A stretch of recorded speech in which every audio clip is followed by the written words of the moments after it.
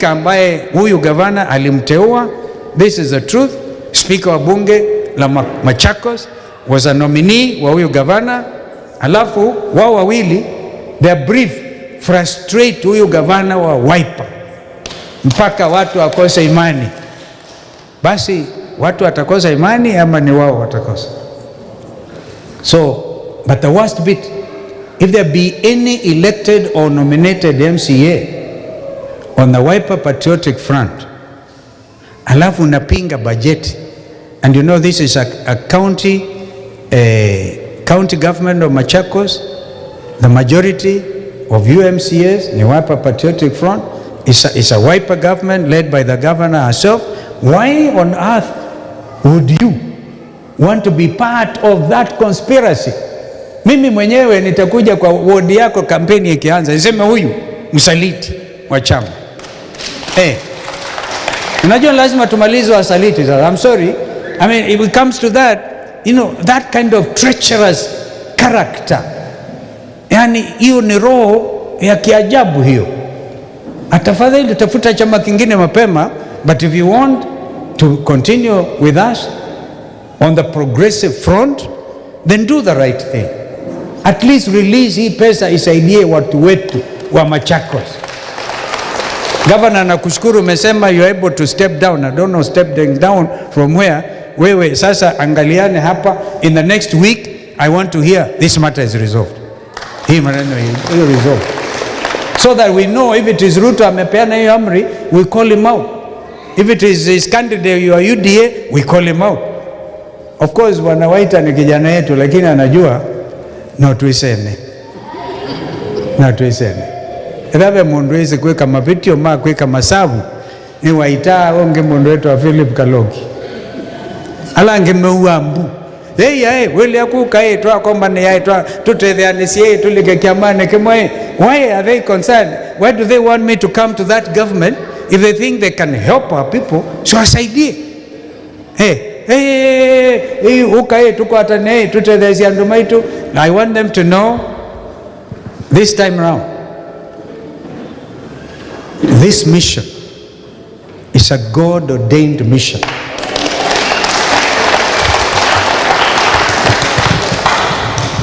Mwisho, Uhuru Kenyatta is the 4th president of the Republic of Kenya. Ni lazima apatiwe heshima. Na mimi mwenyewe nimesema hivi Ruto unashambulia Uhuru kwa sababu ni chair wa Azimio la Umoja One Kenya Coalition. Nimemshauri aondoke hiyo nafasi so that you don't throw mud unnecessarily at Uhuru Kenyatta. Uhuru Kenyatta ana sifa dunia nzima. Wewe bwana Ruto sifa yako ni hafifu kidogo sana. Umaarufu hata ka eneo hili letu la Afrika Mashariki, umaarufu umepunguza. Hakuna kiongozi in East African region anakuheshimu. I must tell you that. And beyond. Not even the G7 you attended hawana heshima. So ya nini kumtupia matope President Uhuru Kenyatta? We must establish in this country a tradition. And I now call Mr. Ruto to order. President Ruto, I call you to order. The first president, the founding president, Mzee Jomo Kenyatta, akalala, akamwachia the second president, Daniel Toroitich Arap Moi. Wakati Kibaki alishinda, President Moi alipeana kwa heshima zote instruments of power.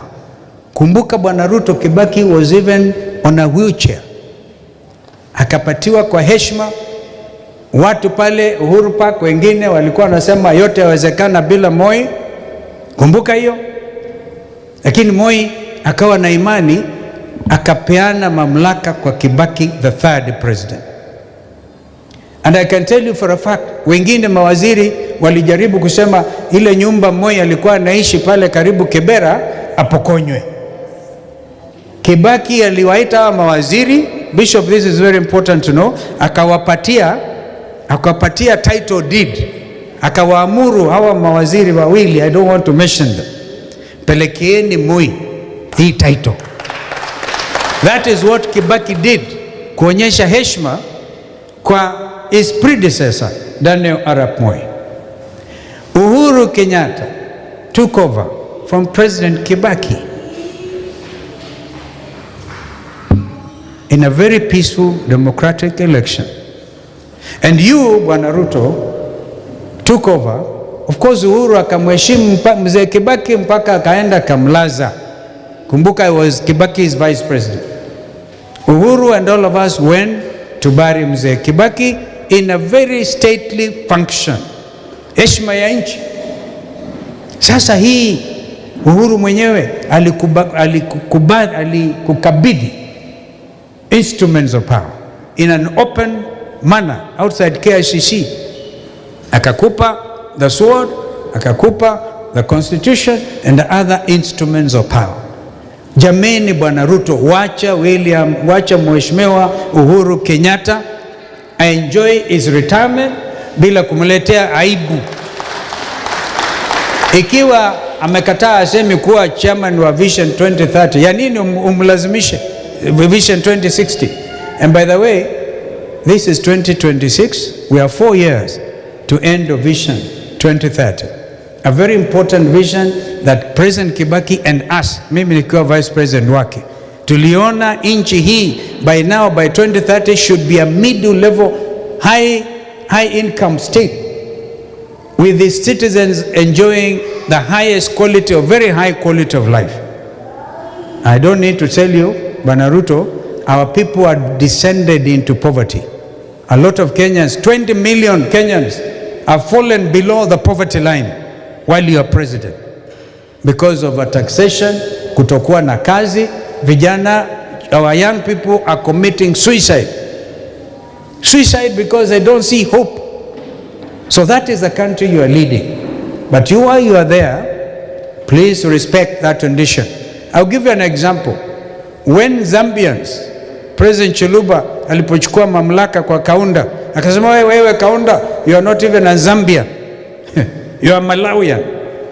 That country has not known peace. As we speak, Zambians are even going to the polls. As we speak. So we don't want Kenya to go that way. Therefore, that tradition, you know, Waingereza hawa, you may not know, the ones who are our colonizers, don't even have a constitution, a written constitution. What they have are traditions. So tradition ya kuheshimu presidents ambao wamewacha nafasi, bora tu wasiwe wamecommit economic crimes. I can tell you that. Hey. Uhuru is not to have committed any economic crimes, and if there will be any challenge of Mr. Ruto, it will be because of that, perhaps that aspect. And therefore qualify yourself to receive that kind of respect so that the tradition can continue. Mimi naona ameongea sana, lakini niko nyumbani. Niko nyumbani. And but even if you have not heard what I've said, please take into account what Bishop Maveka today told all of us. We have Jesus in the boat, so why should I worry? All I need to do is the master and follow him. And what an honor to follow the master. And the master is in charge. Asanteni sana. Mungu awabariki.